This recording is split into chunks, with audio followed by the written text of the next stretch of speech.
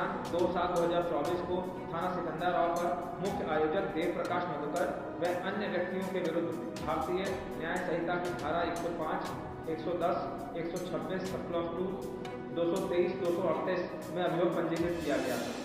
घटना की विवेचना पुलिस उपाधीक्षक स्तर के अधिकारी को स्थानांतरित करते हुए पूर्व में 6 अभियुक्तों को गिरफ्तार किया जा चुका है। इस घटना के मुख्य आरोपी देव प्रकाश मधुकर की गिरफ्तारी हेतु तमाम प्रयास विफल होने के पश्चात अपर पुलिस महानिदेशक आगरा द्वारा दिनांक 4/7/2024 को 1 लाख रुपए का इनाम घोषित किया गया था। उक्त अभियुक्त देव प्रकाश मधुकर को हाथरस की जनपदीय एसओजी द्वारा कल दिनांक 5/7/2024 को देर शाम नजफगढ़ दिल्ली से गिरफ्तार कर लिया गया है तथा थाना सिकंदराबाद पुलिस द्वारा आज दिनांक 6/7/2024 को अभियुक्त राम प्रकाश साखे को कैलाश कैलोरा चौराहा से तथा अभियुक्त संजू यादव को गोपालपुर कचौरी सिकंदराबाद से गिरफ्तार कर लिया गया है। प्रारंभिक पूछताछ पर अभियुक्त देव प्रकाश मधुकर द्वारा अवगत कराया गया है कि वह जनपद एटा में वर्ष 2010 से मनरेगा में जूनियर इंजीनियर के पद पे संविदा पर कार्यरत है। वह इस संगठन से वर्षों से जुड़ा हुआ है और इस संगठन के कार्यक्रम आयोजित कराना तथा संगठन के लिए फंड इकट्ठा करने का काम करता है।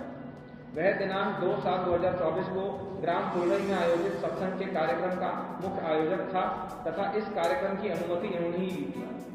इस प्रकार अभियुक्त देव प्रकाश मधुकर को इस घटना के बारे में 2 भूमिकाएं इनकी सामने आ रही हैं। पहली भूमिका मुख्य आयोजक के रूप में और दूसरी भूमिका फंड रेजर के रूप में। उक्त भूमिका उक्त अभियुक्त तथा इसके निर्देशन में कार्य कर रहे सेवादार एवं समिति के बंदी की सत्संग के पंडाल के आसपास बैरिकेडिंग, प्रवेश द्वार, निकास द्वार, बैठने की व्यवस्था, पार्किंग में अन्य सुविधाओं की संपूर्ण जिम्मेदारी थी। अभियुक्त देव प्रकाश एवं अन्य सेवादारों द्वारा पुलिस प्रशासन को कार्यक्रम स्थल के अंदर किसी भी तरीके के हस्तक्षेप से रोका जाता था। उक्त कार्यक्रम स्थल पर इनके सेवादार तरह तरह की वेशभूषा में कमांडो की ड्रेस में सारी व्यवस्थाएं देखते थे।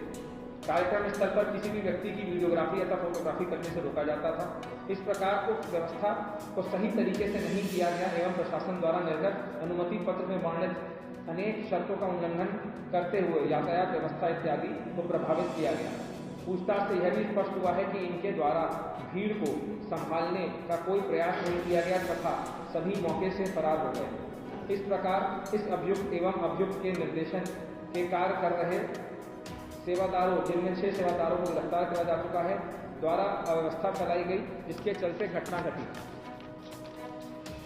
और कहीं जाने गई।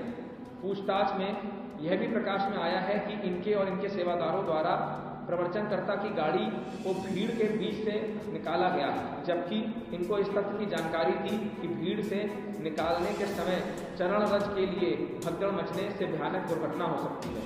इसके अतिरिक्त यह तथ्य भी गहराई से जांच की जा रही है कि इस घटना के आयोजक सेवादारों द्वारा किसी के कहने या किसी के दुष्प्रेरित करने से तो ये नहीं कराई गई है एवं आवश्यकता अनुसार गिरफ्तार सेवादार आयोजकों को पुलिस कस्टडी रिमांड में लेकर पूछताछ की जाएगी। अब इनका दूसरा रोल आता है फंड रेजर के रूप में, आयोजक के रूप में। अभियुक्त देव प्रकाश मधुकर इस संगठन में काफी दिनों से जुड़े हुए हैं और संगठन के फंड रेजर का काम करते थे और संगठन को संचालित करना तथा सत्संग इत्यादि करने के लिए पैसा इकट्ठा किया करते थे। पूछताछ से यह भी पता चला है कि विगत कुछ समय पूर्व कुछ राजनीतिक दलों द्वारा इनको संपर्क किया गया था। फंड इकट्ठा करने के संबंध में गहराई से जांच की जा रही है कि कहीं किसी तरह के कार्यक्रम में इनके संसाधन कोई राजनीतिक पार्टी के द्वारा पोषित तो नहीं करे जा रहे हैं। अब तक की पूछताछ से ऐसा प्रतीत हो रहा है कि कोई राजनीतिक दल अपने राजनीतिक व निजी स्वार्थ के लिए इनसे जुड़ रहा है। अभियुक्त देव प्रकाश मधुकर से जुड़े समस्त बैंक खाते, चल अचल संपत्ति, मनी ट्रेल इत्यादि की जांच की जा रही है, जिसमें आवश्यकता अनुसार जो भी एजेंसियां हैं उनसे सहयोग लिया जाएगा।